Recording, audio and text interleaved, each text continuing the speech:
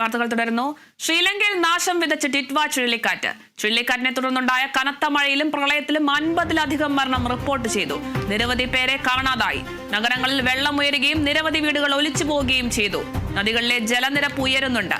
വിവരങ്ങളുമായി കാളിദാസ് ചേരുന്നു.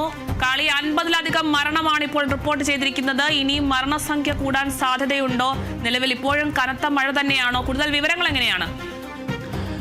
അരുണിമ, ദിത്വ ചുഴലിക്കാറ്റ് വിതച്ച ആ ഒരു നാശത്തിൽ മരണസംഖ്യ ഇനിയും ഉയരാൻ സാധ്യതയുണ്ട് എന്നുള്ളതാണ് നമുക്ക് ലഭിക്കുന്ന റിപ്പോർട്ടുകൾ. ഇപ്പോൾ തന്നെ 50-ലധികം മരണമുണ്ടായി കഴിഞ്ഞു. ഈ ദിത്വ ചുഴലിക്കാറ്റിനെ തുടർന്ന് ശ്രീലങ്കൻ തീരത്ത് വലിയൊരു നാശം വിതയ്ക്കുകയാണ് ദിത്വ ചുഴലിക്കാറ്റ്. ശ്രീലങ്കൻ തീരത്തോട് സമീപത്തായാണ് ഈ ഒരു ചുഴലിക്കാറ്റ് രൂപപ്പെട്ടത് എന്നുള്ളതും കൂടിയാണ്. ബേ ഓഫ് ബംഗാളിൽ ബംഗാൾ ഉൾക്കടലിൽ ഈ ഒരു ചുഴലിക്കാറ്റ് രൂപപ്പെട്ട് പിന്നീട് ശ്രീലങ്കൻ തീരത്തേക്ക് ആഞ്ഞടിക്കുകയായിരുന്നു. എന്തായാലും നവംബർ 30 ഇത് ചെന്നൈ തീരത്തേക്കും, അതായത് ഇന്ത്യയുടെ തെക്കൻ തീരങ്ങളിലേക്കുമൊക്കെ ആഞ്ഞടിക്കുമെന്നുള്ള വിവരങ്ങളാണ് ഇപ്പോൾ ലഭിച്ചുകൊണ്ടിരിക്കുന്നത്. കഴിഞ്ഞ 24 മണിക്കൂറിനുള്ളിൽ ശ്രീലങ്കയിലെ വിവിധ ജില്ലകളിൽ കനത്ത മഴയാണ് രേഖപ്പെടുത്തിയത്. ചുഴലിക്കാറ്റ് ശക്തി പ്രാപിച്ചത് പലയിടത്തും രൂക്ഷമായ വെള്ളപ്പൊക്കത്തിനുമൊക്കെ തന്നെ ഇടയാക്കിയിട്ടുണ്ട്. ഇപ്പോൾ രക്ഷാപ്രവർത്തനങ്ങളൊക്കെ തന്നെ തുടരുകയാണ്. NDRF സംഘം കൃത്യമായി സംഘം തിരിച്ച് തന്നെയുള്ള രക്ഷാപ്രവർത്തനങ്ങളൊക്കെ തന്നെ തുടരുകയാണ്. അതായത് ഒരു ടീമിൽ, കൃത്യമായി പറഞ്ഞാൽ ഒരു ടീമിൽ 30 പേരടങ്ങുന്ന 8 ടീമുകളെ വിന്യസിപ്പിച്ചാണ് ഇപ്പോൾ നിരവധി ജില്ലകളിലായി രക്ഷാപ്രവർത്തനമൊക്കെ തന്നെ നടന്നു പോകുന്നത്. ഇതിൽ ജില്ലകൾ എടുത്തു പറയുകയാണെങ്കിൽ മറ്റ് ജില്ലകൾ, അതായത് തമിഴ്നാടിനോട് ചേർന്ന ജില്ലകളിലും ഒക്കെ തന്നെ മുന്നറിയിപ്പ് നൽകിയിട്ടുണ്ട്. അവിടേക്കും NDRF സംഘങ്ങളെയൊക്കെ വിട്ടിട്ടുണ്ട് എന്നുള്ളതും കൂടിയാണ്. നേരത്തെ ഒരു മുന്നറിയിപ്പ് നൽകുക എന്നുള്ളതാണ്. നവംബർ 30 കൂടിയാണ് തെക്കൻ തീരത്തേക്ക് അടുക്കുകയെങ്കിലും ഇത് ഇപ്പോൾ ചുഴലിക്കാറ്റ് വടക്ക് പടിഞ്ഞാറൻ ദിശയിലേക്ക് നീങ്ങുകയാണ്.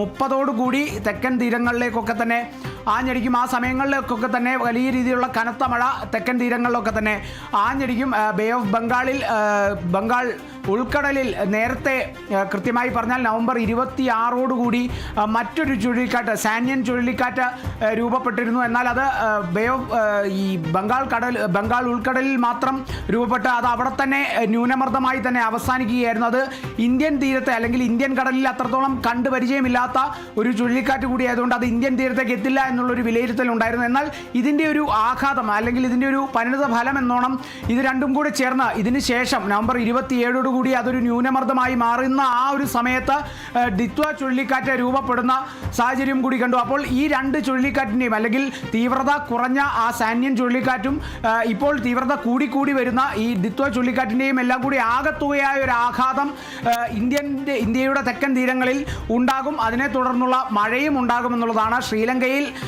ശ്രീലങ്കയെ സംബന്ധിച്ച് വലിയ രീതിയിൽ നാശം വിതച്ചു കഴിഞ്ഞു ദിത്വ ചുഴലിക്കാറ്റ് എന്നുള്ളത് തന്നെ എടുത്തു പറയേണ്ടിയിരിക്കുന്നു. 50-ലധികം മരണമായിരിക്കുന്നു, 21-ലധികം പേരെ കാണാതായിരിക്കുകയും ചെയ്യുന്നു. രക്ഷാപ്രവർത്തനം തുടരുകയാണ്. ശ്രീലങ്കയിലെ വിവിധ ജില്ലകളിൽ കനത്ത മഴയാണിപ്പോൾ നിലവിലുള്ളത്.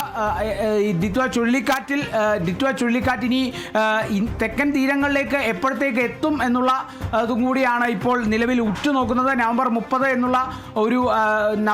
എന്നുള്ളതാണ് ഇപ്പോൾ കാലാവസ്ഥാ വകുപ്പ് അടക്കമുള്ള അധികൃതർ സൂചിപ്പിക്കുന്നതെങ്കിലും അതിന് മുൻപേ തന്നെ ചിലപ്പോൾ തീരം തൊട്ടേക്കാം, ഇന്ത്യൻ തെക്കൻ തീരങ്ങൾ തൊട്ടേക്കാം എന്നുള്ള സൂചനകളൊക്കെ തന്നെ വരുന്നുണ്ട്. ഇതിനെ സംബന്ധിച്ച് അടുത്ത 5 ദിവസത്തേക്ക് കനത്ത മഴയുണ്ടാകുമെന്നുള്ള സൂചനകൾ കാലാവസ്ഥാ വകുപ്പ് നേരത്തെ തന്നെ നൽകിയിട്ടുണ്ട്. ഇതിനെ തുടർന്നുള്ള ആഘാതങ്ങളുമൊക്കെ തന്നെ വലിയ രീതിയിൽ ഉണ്ടാകും. മാത്രമല്ല വളരെ വേഗതയിൽ തീവ്രത പ്രാപിക്കുന്ന ഒരു ചുഴലിക്കാറ്റ് കൂടിയാണ് ദിത്വ ചുഴലിക്കാറ്റ്. അപ്പോൾ ഈ വേഗത അല്ലെങ്കിൽ ഈ ഒരു തീവ്രത വളരെ വേഗത്തിൽ ദിത്വ ചുഴലിക്കാറ്റ് പ്രാപിക്കുകയാണെങ്കിൽ നാശങ്ങളും അതിനനുസരിച്ച് തന്നെ ഉണ്ടാകുമെന്നുള്ളതാണ് ഏറ്റവും പ്രധാനപ്പെട്ട ഒരു കാര്യം. അരുണിമ, ശരി, വ്യക്തമാണ്. ശ്രീലങ്കയിൽ നാശം വിതച്ചിരിക്കുകയാണ് ദിത്വ ചുഴലിക്കാറ്റ്. കനത്ത മഴയിലും പ്രളയത്തിലും 50-ലധികം മരണങ്ങളാണ് റിപ്പോർട്ട് ചെയ്തിരിക്കുന്നത്. നിരവധി പേരെ കാണാതായിട്ടുണ്ട്. നഗരങ്ങളിൽ വെള്ളമുയരുകയും നിരവധി വീടുകൾ ഒലിച്ചു പോവുകയും ചെയ്തിട്ടുണ്ട്. നദികളിലെ ജലനിരപ്പും ഉയരുന്നുണ്ട്. കൂടുതൽ വിവരങ്ങൾ നൽകിയത് കാളിദാസാണ്.